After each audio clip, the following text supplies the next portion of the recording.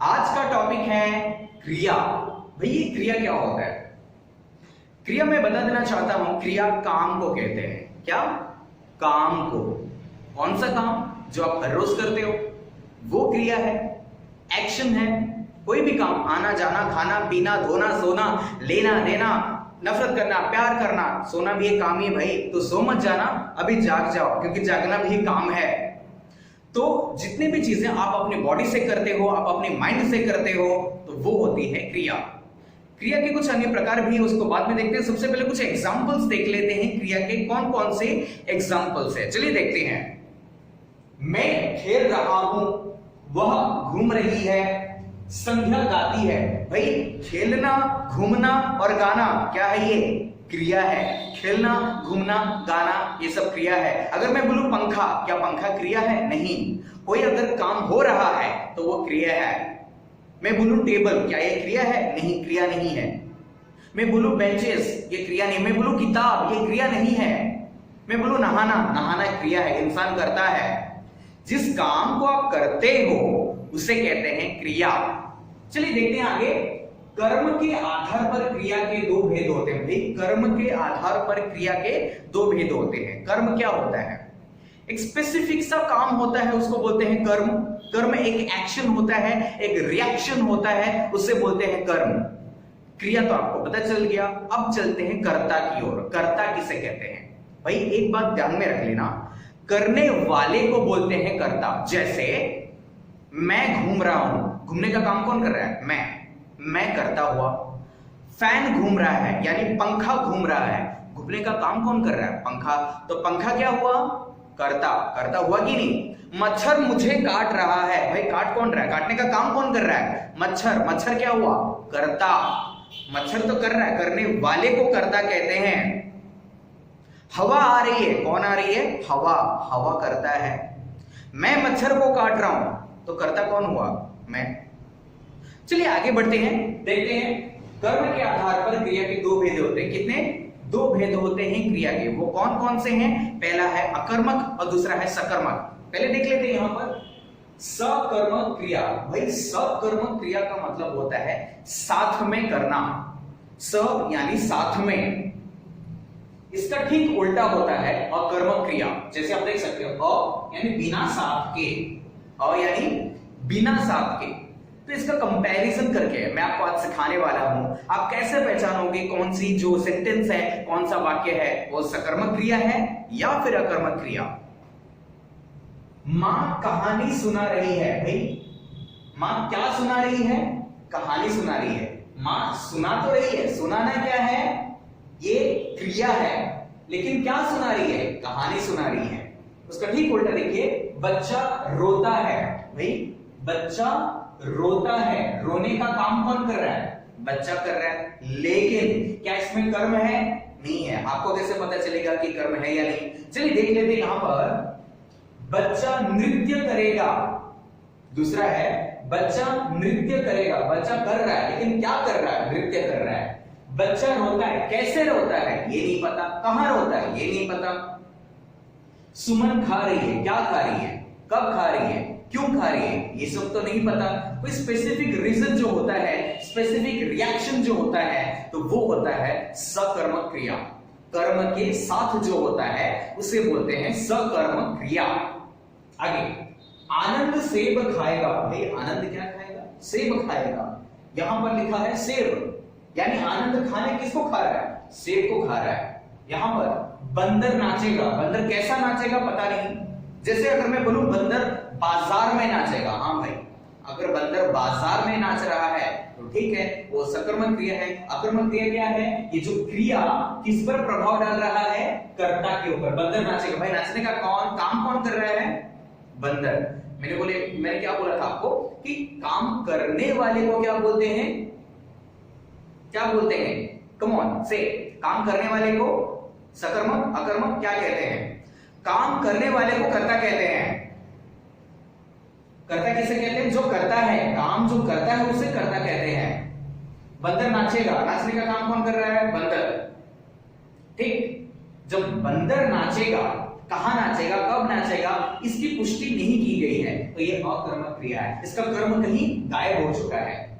ठीक उल्टा, अनिल तीखी हंसी हंसता है, अगर अनिल हंसी हंसता है, कैसी हंसी, तीखी हंसी, तो एक रिएक्शन हो गया।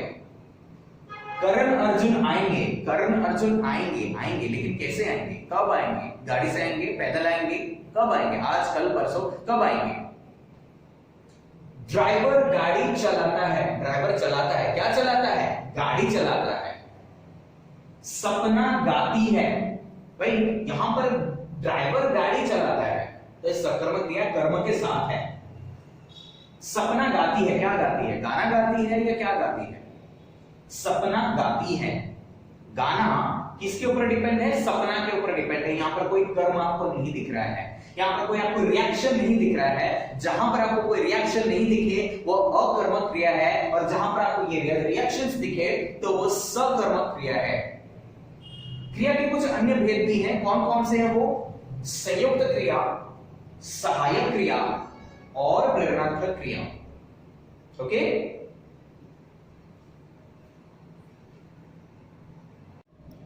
So students, it's revision time.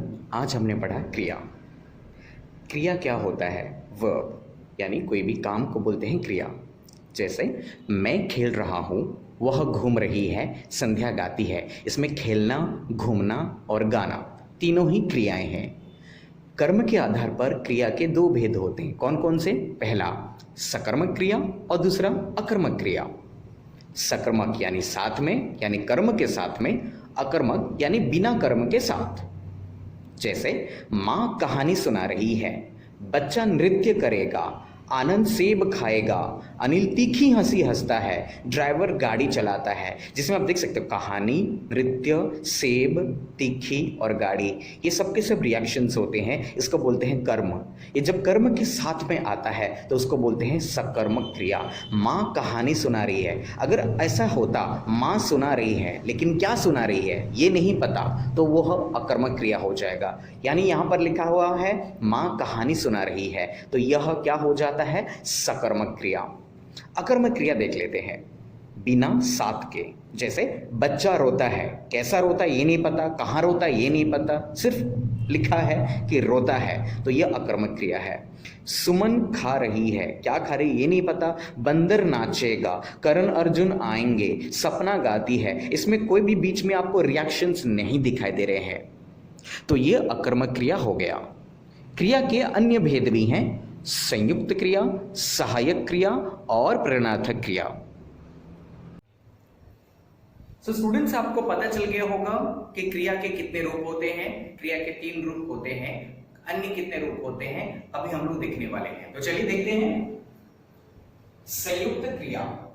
संयुक्त क्रिया का अर्थ क्या होता है, दो या दो से अधिक क्रियाएं मिलकर किसी पूर्ण क्रिया को बनाती हैं तो वे संयुक्त क्रिया कहते हैं।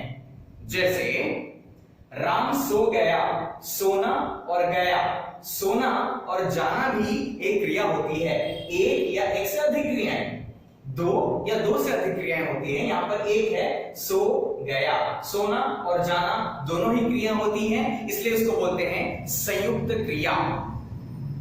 मैं भाग जाऊंगा, भाई भागना और जाना ये दोनों ही क्रियाएं होती हैं। जब ये दो एक साथ आ जाती हैं, जैसे भाग प्लस जाऊंगा, भाग जाऊंगा, तो ये होता है संयुक्त क्रिया। इसके बाद देख लेते हैं सहायक क्रिया किसे कहते हैं, जो सहायता करती है। This is called helping verb, जिसे इंग्लिश में कहते हैं, जो सहायता करते हैं। किसे सहायता करती है, यह मुख्य क्रिया की काल रचना में सहायक होती है। मुख्य क्रिया की काल रचना, जैसे रघु विद्यालय गया होगा, यहां पर लिखा है होगा और यहां पर लिखा है चुका। राम खाना खा चुका, रघु विद्यालय गया होगा, ये होगा, चुका, जाना, जाएगा, तो ये सब जो चीजें होती है सहायक क्रिया में आती हैं, जो काल रचना में सहायक होती है। रघु विद्यालय गया होगा, गया होगा ये भविष्य काल के ऊपर डिपेंड करता है, वो गया होगा या नहीं गया होगा। राम खाना खा चुका, खाना खा चुका यानी ये भूतकाल में आ गया है, वो खाना खा चुका है पहले से ही, तो ये काल रचना में जो सहायक होती है, ऐसे शब्द जो काल रचना में सहायक होती है, काल यानी टेंस के रचना में सहायक होती है, मदद करती है, उन्हें कहते हैं सहायक क्रिया। प्रेरणार्थक क्रिया क्या होती है? जैसे मैं अपना काम खुद नहीं करके दूसरों से करवाता हूं, तो वो प्रेरणार्थक क्रिया हो जाती है। कैसे?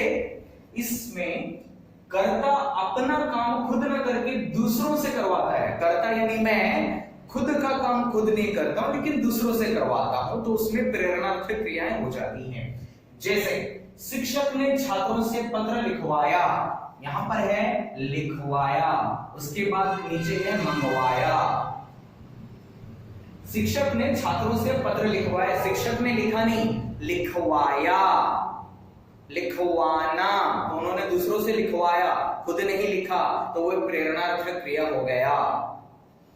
राकेश ने अपने दोस्त से पानी मंगवाया, राकेश ने अपने दोस्त से पानी मंगवाया, खुद उठकर नहीं जा सकता, वो भाई अपने दोस्तों से ही मंगवाएगा। तो अगर वो खुद का काम, वो कौन? करता। करता कौन है? राकेश। करने वाले को राकेश बोलते हैं। राकेश तो ऑर्डर दे रहा है, भाई मेरे लिए पानी लेके आ जा, तो वो पानी लेके आ जाएगा। राकेश ने अपने दोस्त से पानी मंगवाया, हटवाया, गिरवाया, उठवाया। जो काम दूसरों से कराई जाती है उसे कहते हैं प्रेरणार्थक क्रिया। इसके दो भेद हैं, कौन कौन से? प्रथम प्रेरणार्थक और द्वितीय प्रेरणार्थक। प्रथम प्रेरणार्थक में क्या होता है? पढ़ाना, द्वितीय में पढ़वाना, सुनना, सुनवाना, खिलाना, खिलवाना, लिखाना, लिखवाना। तो ये सब चीजें होती हैं प्रेरणार्थक क्रिया में।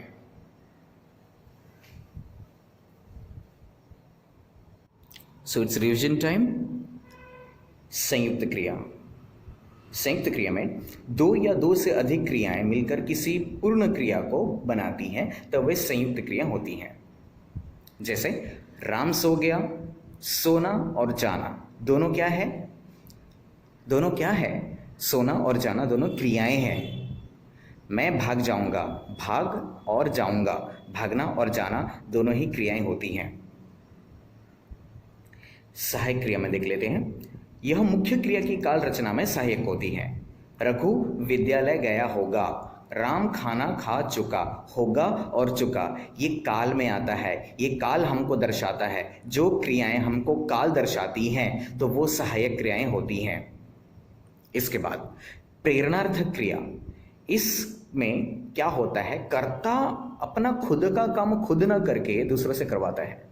जैसे शिक्षक ने छात्रों से पत्र लिखवाया, राकेश ने अपने दोस्त से पानी मंगवाया। शिक्षक ने खुद काम नहीं किया, लिखवाया यानी छात्रों से लिखवाया। राकेश ने अपने दोस्त से पानी मंगवाया, यानी राकेश उठकर गया नहीं, अपने दोस्त से मंगवाया। इसके दो भेद हैं, कौन कौन से? जैसे आप जानते हो, प्रथम प्रेरणार्थक, द्वितीय प्रेरणार्थक। पढ़ाना, पढ़वाना, सुनाना, सुनवाना, और नीचे है खिलाना, खिलवाना। लिखाना, लिखवाना भी हो सकता है। अगर आपने हमारे चैनल को अब तक सब्सक्राइब नहीं किया है तो जल्दी से जल्द सब्सक्राइब कर लीजिए इसी तरह के अन्य वीडियोस के लिए। Thank you.